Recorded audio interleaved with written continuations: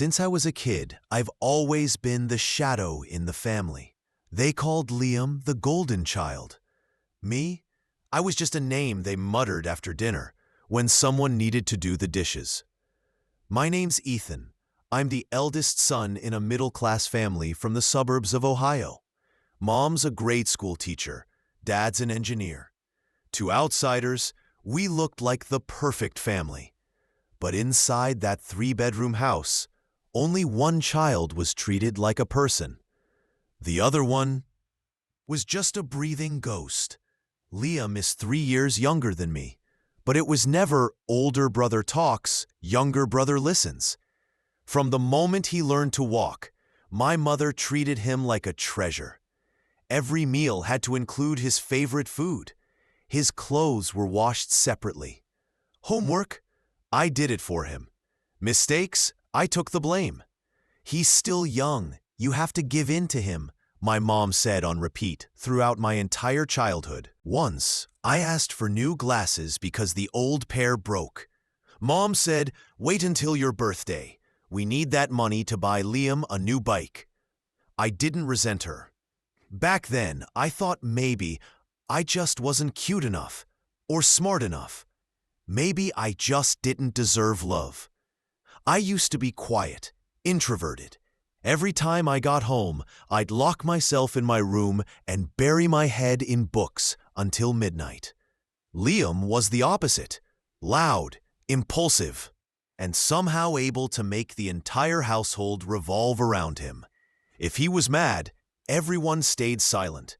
If he laughed, everyone smiled. If he messed up, I got scolded for not teaching him properly. When I was 12, Liam started actually bullying me. He called me Four Eyes, bookworm, giant nerd head. One day, he snuck into my room, read my diary, and then shouted it out line by line at the dinner table. Mom didn't get mad. She laughed. "He's just curious. Let it go." Once, I asked for new glasses because the old pair broke. Mom said, "Wait until your birthday. We need that money to buy Liam a new bike." I didn't resent her. Back then, I thought maybe I just wasn't cute enough or smart enough. Maybe I just didn't deserve love. I used to be quiet, introverted. Every time I got home, I'd lock myself in my room and bury my head in books until midnight. Liam was the opposite, loud, impulsive, and somehow able to make the entire household revolve around him. If he was mad, everyone stayed silent. If he laughed, everyone smiled. If he messed up, I got scolded for not teaching him properly. When I was 12, Liam started actually bullying me. He called me Four Eyes, bookworm, giant nerd head. One day, he snuck into my room, read my diary, and then shouted it out, line by line, at the dinner table. Mom didn't get mad. She laughed. "He's just curious. Let it go." One morning, I bit into my cereal and nearly cracked a tooth. He had hidden pebbles in the box for fun. When I told Mom, she sighed. "Kids will be kids. You two are brothers. You're supposed to play together." I didn't know what kind of play involved almost knocking someone's teeth out. At school, I was picked on for being the smart kid. They shoved trash into my locker, scribbled slurs on my desk. I told Liam. I thought, he's still my brother. Maybe he'd understand. But he just smirked. The next day, he stood with those same kids and called me ugly monkey and loser freak. I remember locking myself in the bathroom, staring at my wrists. Once, Liam even said, "Why don't you just die already? You're an eyesore." I was 14. That night I cried until my eyes went dry. But things didn't truly cross the line until Liam tried to set my hair on fire. It happened one summer break. We were in the backyard. I was reading under the sun. Liam crept up behind me, holding a lighter. The first thing I smelled was burnt hair. Then I felt the searing sting. Luckily, I caught it early. Only a few strands were scorched. I screamed and ran into the house. When Mom heard, what did she do? She yelled at me for screaming like a lunatic. Maybe he was just playing. Why weren't you paying attention? She asked, voice ice cold. I couldn't take it anymore. I yelled back, I'm a human being, not his toy. You've never cared how I feel. That moment, my dad had just come home. He stood in the kitchen, listening. For the first time ever, he put his briefcase down, walked in, and looked Liam dead in the eye. If you touch your brother again, I'll call the cop. The house went silent. Liam froze. Mom turned pale, and I stood there, heart pounding, not believing what had just happened. Dad had taken my side. That night, Dad came into my room. He sat on the edge of my bed, looked at me for a long time and said, I'm sorry. I thought he was just being a kid, but now I see. You've been enduring far too much. I broke down. I told him everything. About the rocks in my cereal, the diary, the words, just die already. Dad was silent for a while. The next morning, he met with my school principal. That afternoon, he took me to a local MMA gym. You need to learn how to protect yourself. So I started training. At first, I trembled with every punch. But then, I found passion. I trained like a madman. Strikes, kicks, holds, defense. I devoured every technique like I used to swallow my tears. I wasn't just a bookworm anymore. I was strong. And for the first time, I believed I could stand up. What I didn't know was, this was defense. What Liam would do next would be far more vicious than any punch ever thrown at me. Liam didn't stop. He just changed tactics.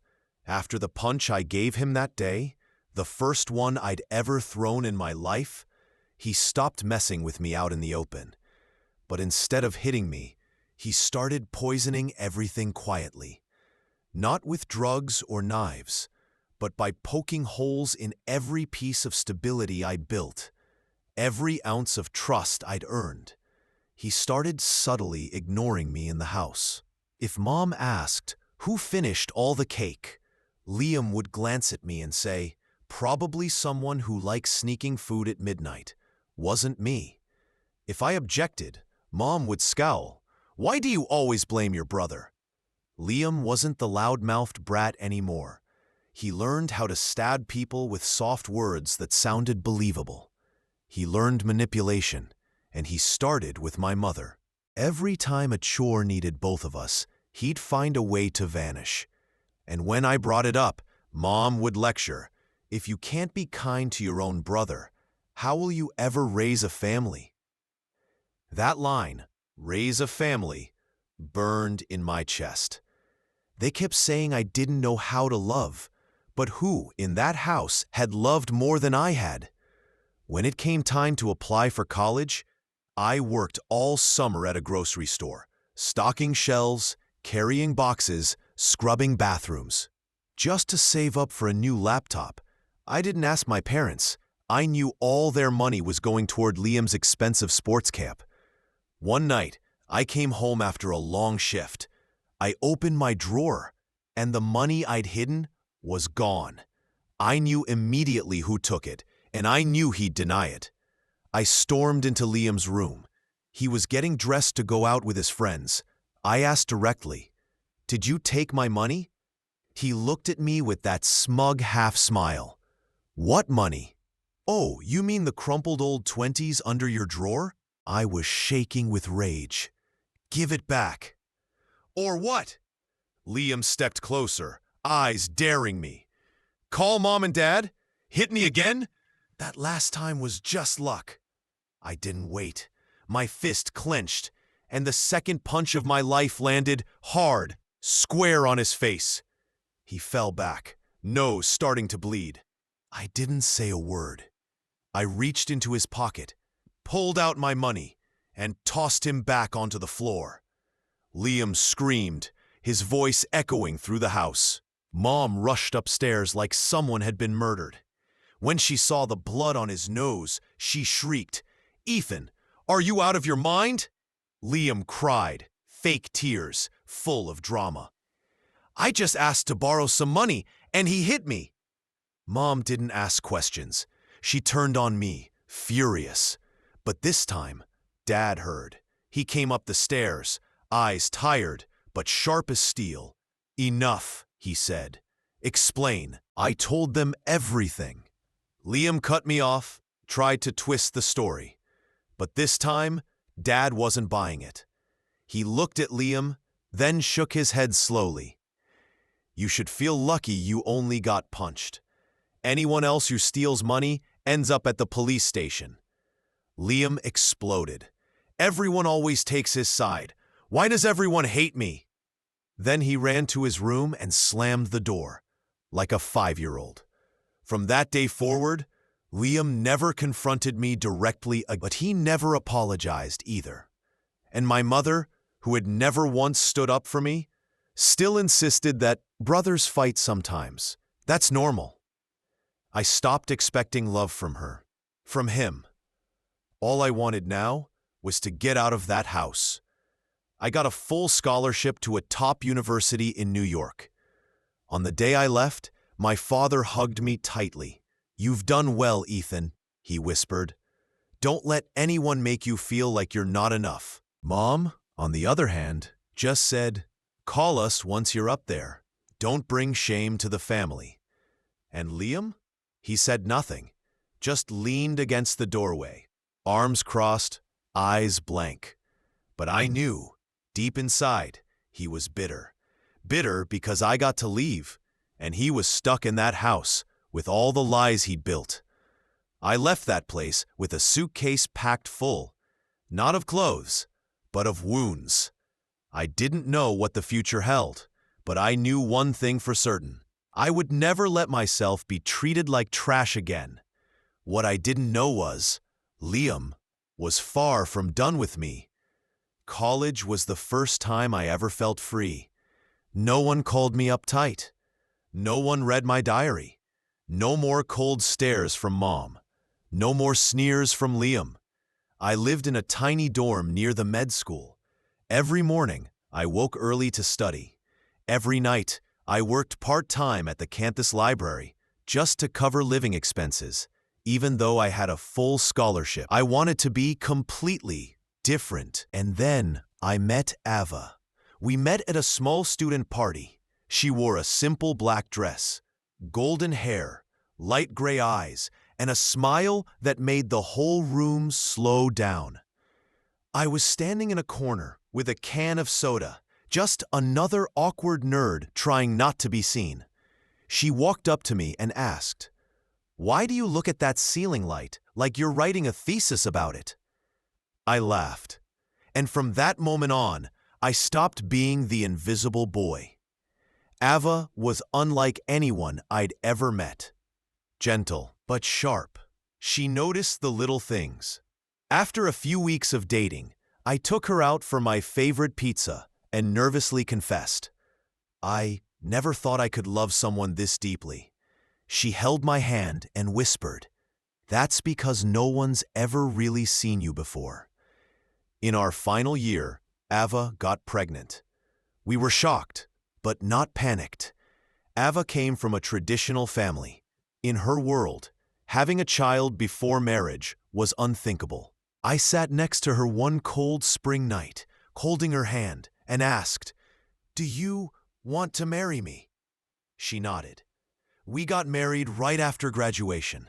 The ceremony was small, simple, but warm. My dad came. He teared up when I said my vows. Mom? She smiled politely through the whole thing. Not a single heartfelt word from her. Liam came too. He sat in the back row, eyes unreadable. He shook my hand afterward, like a stranger. "Your wife's beautiful," he said, with a crooked grin. Not really your usual type. I forced a laugh, tried to believe he was joking. I thought the past was behind us. I was a grown man now, with a home, a partner, a future. I truly believed Ava was forever. We named our son Henry. It was the happiest time of my life. Money was tight, but we kept it simple. We shared everything.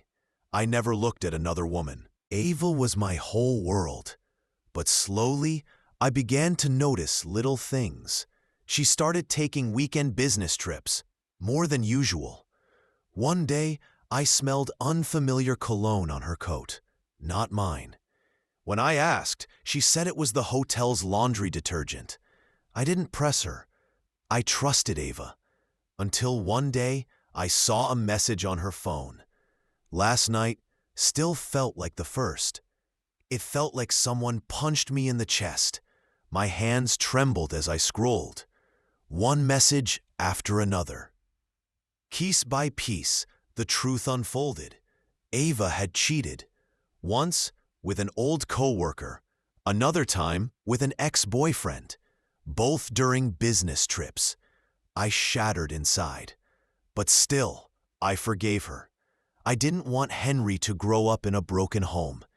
I believed that if you still love someone, you fight through the pain. Ava cried, begged, said it was just a young mistake. She promised to change. And like a fool, I believed her. 4 years passed. I tried to forget. Tried. I poured myself into work, into Henry. But every night, I lay beside someone I could no longer trust. Then, 3 months ago, on an ordinary evening, Ava sat me down. I need to tell you something. Henry might not be yours. I froze, ears ringing, heart thudding, then stopping. Why? I whispered. When? Who? Ava looked at me. No guilt, no tears, just a steady voice. It was Liam. It might be Liam. I felt sick, like I was about to throw up everything I'd ever believed in. You slept with my brother? Just once, she said. Thanksgiving, years ago. We had a fight. You went to bed early, and Liam stayed to play video games with me. I remembered that night. I'd worked a long week, was exhausted. I went to bed thinking, at least this time, Liam isn't causing trouble. Turns out, he was just waiting to land the deepest blow possible. I thought nothing could be worse. But the story wasn't over yet. And the price of betrayal, W. I don't even remember how I got up from the table that night. The kitchen was dim, the light above the sink flickering, about to die. Ava stood there, arms crossed, eyes dry. She kept repeating, "It was only once. I didn't think it would turn into this." I looked at the woman who had once been the only love of my life and saw a complete stranger.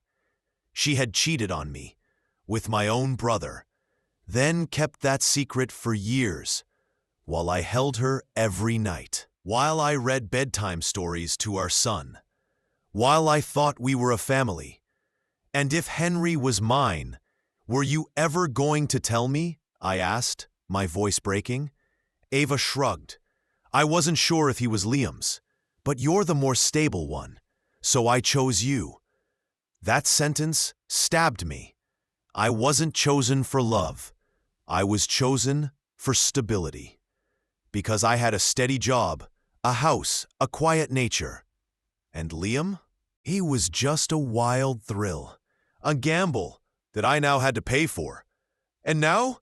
I asked through clenched teeth. You two are still? Ava looked straight into my eyes. 1 second. 2. Then she nodded. Occasionally, but not often. Only when I needed an escape. And Liam, he understands me. I laughed. A bitter, hollow laugh. So that's what it was. While I was sweating through extra shifts to pay for Henry's school, Ava was escaping the pressure with my brother. I didn't scream. I didn't slam anything. I just walked upstairs, pulled out my suitcase, and began folding my clothes. Quiet, deliberate, Ava followed me, grabbed my arm. "Ethan, if you still love me, we can fix this." "You slept with my brother," I said, calmly, too calmly. "Who do you think I am, some idiot with no pride?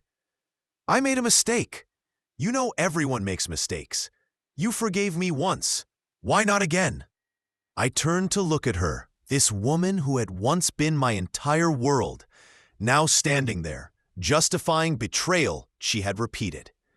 "Because this time," I said, "you destroyed something beyond repair, and because this time, you did it in the dirtiest way possible."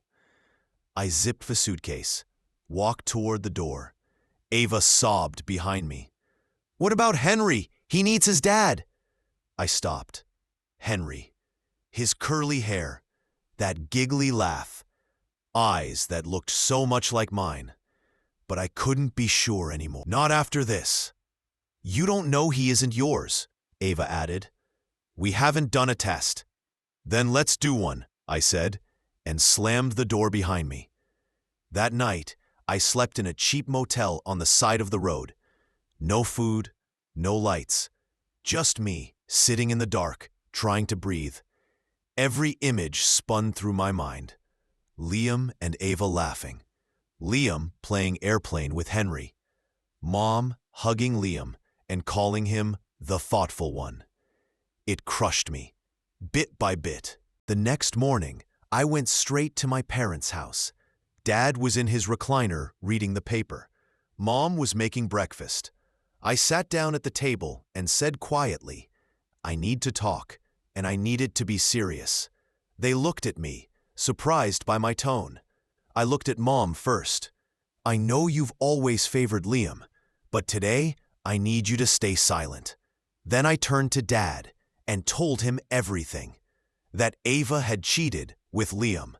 That Henry might not be mine. That the affair had lasted for years. Mom was in shock. But just like always, her first reaction was, "No, Liam wouldn't do that." "I have proof," I said, "and Liam will admit it." I pulled out my phone, dialed. Liam picked up after a few rings. "Hello?"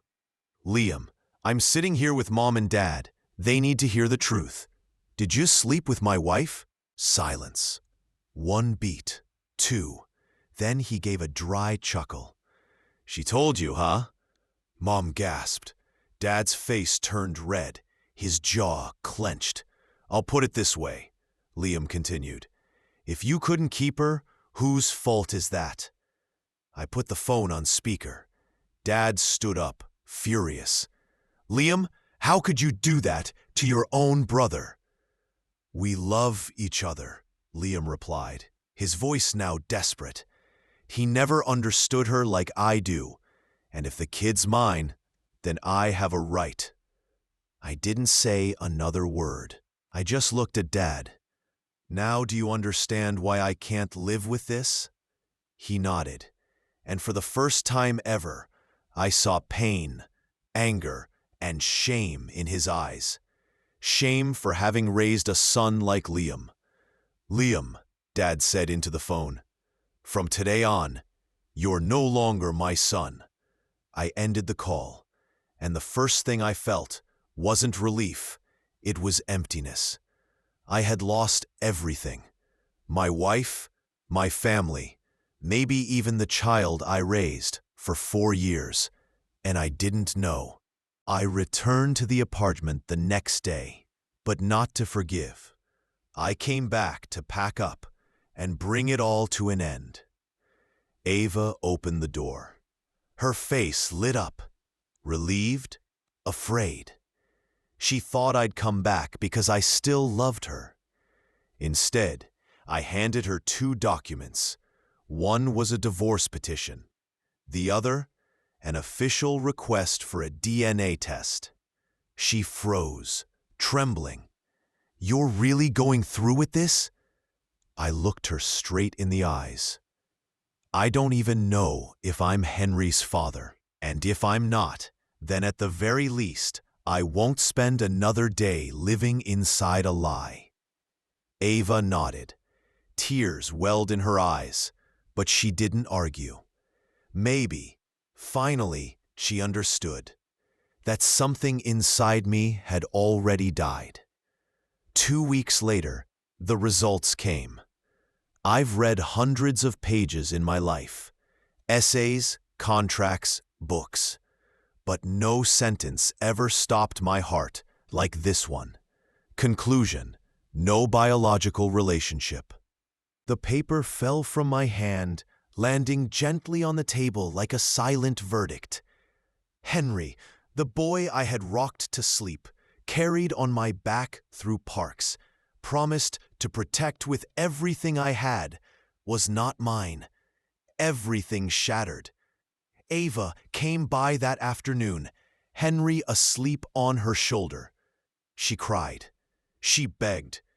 "You can still be his father, Ethan. Blood isn't everything." I looked at the boy. Henry looked the same. That sweet face, his little breath rising and falling.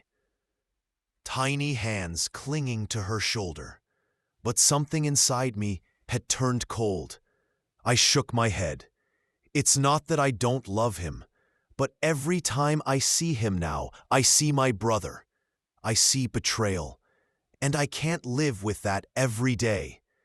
"He's just a child. He's done nothing wrong," Ava shouted, tears streaming down her face. I softened my voice.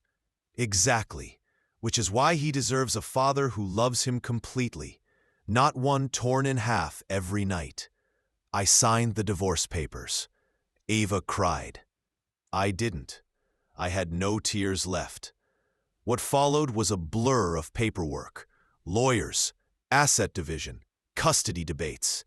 Ava demanded child support, but with the DNA results in hand, I had no legal obligation to Henry. She hated me for it, called me cold-blooded, heartless. But this time, I didn't collapse. I'd had enough. I moved into a small apartment on the east side of the city. No one knew me there. There were no family dinners, no kids' laughter echoing through the rooms, no Ava batting her eyes after each new mistake. Just me, a cup of coffee, and silence. 2 months later, my father called. "You busy?" he asked. "No. What's going on?" "I've revised the will." I was quiet. "Liam gets nothing. Everything, house, savings, insurance, it's all going to you." I was stunned. I knew my father was strict. But this? I asked, "Does Mom know?" "She objected," he said. "But I told her straight, if she keeps defending him, then there's nothing left in this marriage." I sighed. I didn't know whether to feel relief or grief. My mother, the one who had dismissed all my pain, was now suffering from the very indulgence she'd created. And Liam? He'd just been cut off from nearly $2 million. I wondered, did he know yet? The answer came soon after. One night, my phone rang. Unknown number. I picked up. A familiar voice came through, slow, raspy. "Ethan, it's me, Liam." I held my breath. I know about the will. About Mom and Dad disowning me." I said nothing. Liam continued. "I'm in a bad place. Got kicked out of school, couldn't pay tuition. Karen, Ava, she lives with me now, but she keeps asking for money. I can't find work. I have nothing." I scoffed. "You think I'm going to help you? You're my brother, Ethan, no matter what." "No," I cut him off. "I was your brother. You killed that the day you got into bed with my wife." His voice cracked. "I know I was wrong. I'm desperate." I exhaled slowly. "You're not desperate because you're sorry. You're desperate because for the first time in your life, no one's there to rescue you." I was about to hang up when I heard him crying. Real, broken sobs. I froze. I'd never heard him cry, not since we were little kids. For a brief moment, I hesitated. I asked myself, if I turn my back now, does that make me just as cruel? But then I remembered. Every punch, every insult, every time I begged my mother to protect me and got nothing but silence. I had forgiven enough. "We're not brothers anymore, Liam," I whispered. "Don't ever call me again." I hung up. My hand trembled, and I sat there in the yellow hush of the kitchen light, wondering, was this the right thing? Or just another kind of revenge? I thought I'd feel lighter after hanging up, but I didn't. I sat in silence for hours, staring out the window as the city lights faded into gray. In my head, Liam's voice kept echoing, broken, trembling, afraid. For the first time in his life, he wasn't the smug destroyer of everything I cared about. He was just a desperate man. No family, no future, no money. And the most painful part? No one left to save him. Still, I felt no pity. There's a limit to forgiveness. And he'd crossed it long ago. The next day, I told my father everything. He didn't say a word for a while. Then he poured us both a glass of whiskey. "You did the right thing," he said softly. "I was afraid you'd cave in, but now I'm proud." We sat in the same kitchen where Liam once ran wild, where Mom once looked at me like I was the problem. Now it was just two men, drinking together in the ruins of a family that had once believed Liam was its shining light. Mom wasn't home. She was at a friend's place, the only one still willing to hear her defend Liam. But a few days later, I discovered something that chilled me to my core. It was Mom who had told Liam about the will. I confronted her in the living room. "I'll ask this once," I said, trying to keep my voice steady. "Why do you keep protecting him after everything?" She looked at me, eyes red. "Because I'm his mother. I can't just let him starve." "And what about me?" I snapped. "When I was 14 and nearly ended my life because he tortured me, where were you? When he ruined my marriage, what did you say? Probably a misunderstanding. Now he's destroyed everything, and you still forgive him?" "I'm not forgiving," she said quietly. "I just hoped you would." I stood tall. My father heard it all. That night, he called me. "If your mother contacts Liam again after this, I'll file for divorce." I believed him. For the first time in my life, he chose me. A few weeks later, I received a letter from Liam. The handwriting was shaky, ink smeared in places. He didn't call me brother, just signed it with my name. "Ethan, I know I don't deserve this, but I needed to say it, even if you never read it. I was wrong. I know that now. I have no excuse. Ava left me. She told me flat out, I'm broke and worthless. I lost my job, got evicted. Henry doesn't call me Dad anymore. He's still small, but he knows I'm the reason everything fell apart. I used to think you were weak, but now I realize I'm the weak one. You survived all of it without turning into a monster. If there's a next life, I hope I can be a better brother. But in this life, I just want peace. I won't bother you again." I folded the letter. I didn't know if it was sincere or just the last performance of a man who'd lost everything.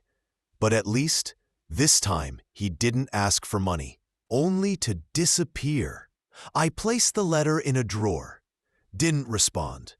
My life from that point on became strangely peaceful.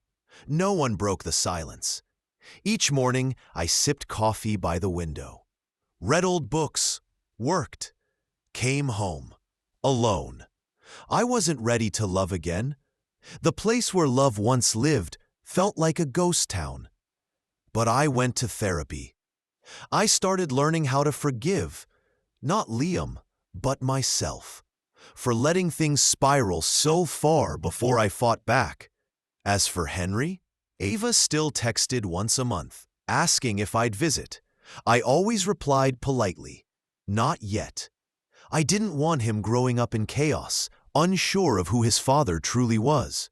But one day, when he was ready, when he wanted to know, I'd be there. One quiet afternoon, I visited my father. He led me into his study, opened his safe, and handed me a folder. "The final will," he said. "This house, the accounts, retirement, life insurance, everything is in your name. Liam still gets $1. I was stunned. "You really did that?" He nodded. "You may not see it yet, but since the day you stood up for yourself, I finally saw it too. You're the man I can be proud of." That night, I left their house with the will in my hand, but the feeling wasn't triumph. It was closure. My family had once seen Liam as the golden son. Now, no one did. And me, the boy they forgot, was the only one they trusted with the future. 6 months after that last call from Liam, I kept my word. No contact, no forgiveness, no regrets. I lived simply, worked by day, read books by night, listened to jazz. Sometimes I'd sit in the dark just to feel the rhythm of my own heartbeat. A heartbeat I once wasn't sure I even wanted to keep. Then, one winter night, as snow dusted the steps outside my apartment, I got an email from Ava. Just one subject line. "Henry asked about you." I opened it. There was no begging, no drama, just exhaustion in her words. "Ethan, I know you said you wanted nothing more to do with us, and I've respected that. But last night, Henry asked, 'Why doesn't Dad come anymore?' I tried to dodge it, but his eyes wouldn't let me lie. He misses you. He dreams of you reading to him at night. And I don't have any more words to cover it up. I'm not asking for anything, only this. If you can, write to him. No promises. Just let him know he was once deeply loved. And none of this was his fault. Thank you, Ava." I stared at the screen for hours, typed, deleted, typed again. Finally, I wrote, "Dear Henry, I'm sorry I haven't been around. It's not because of anything you did. Grown-ups sometimes make a mess of things. But there's one thing you should always know. I loved you. More than anything. I loved you the first time I heard you cry. I loved you when your tiny hand touched my cheek. I loved you when you called out 'Dad' in the middle of the night because you were scared of the dark.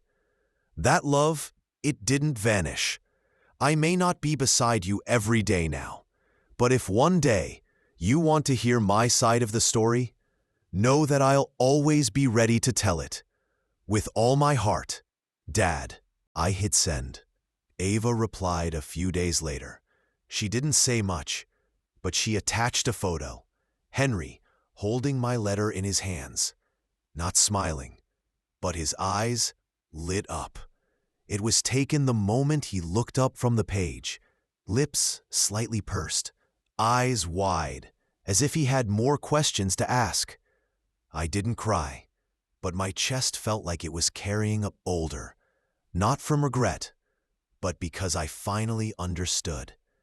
Love doesn't die. It just changes shape.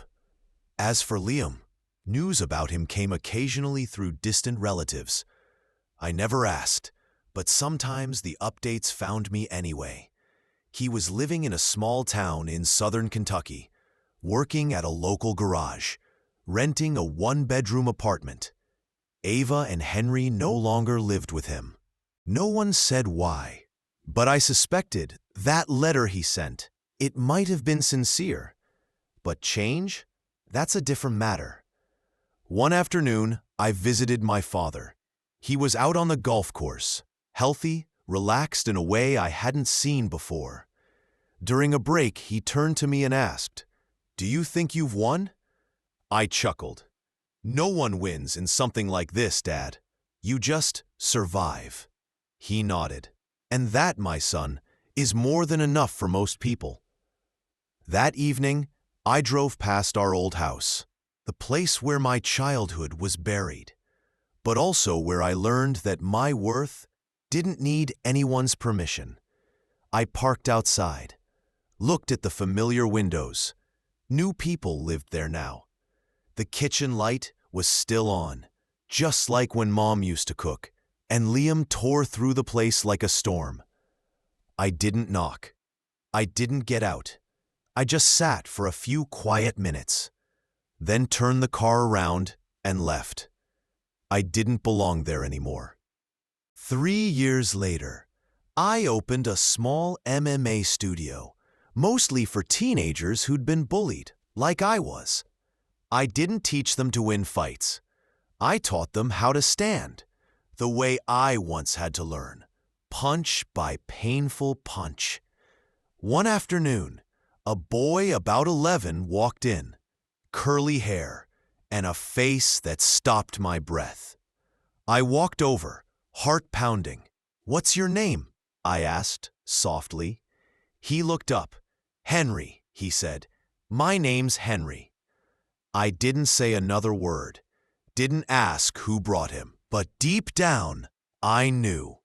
No matter how crooked the circle, eventually, it always finds its way to close. And me, the man who had once been betrayed, broken, and stripped of everything, was now standing in front of the child I once called son, with all my heart. I knelt down and held out my hand. "Hi there, I'm Ethan. I'll be your coach." He took my hand, small but warm, and nodded, and I knew we had just started a brand new chapter.